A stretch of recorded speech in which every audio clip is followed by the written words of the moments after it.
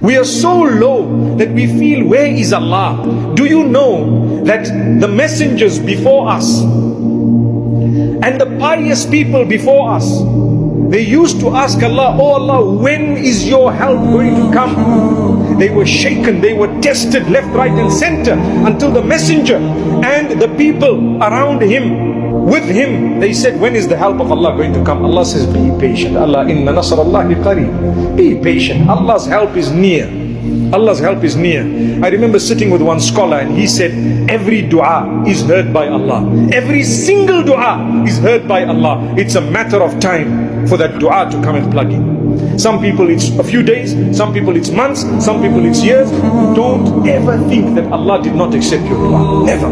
All of us, if you sit and think about some duas you've made in your life that happened 5 years later, it happened 10 years later, you don't realize it came. It definitely came when the time was right. That's Allah's plan. Trust Allah.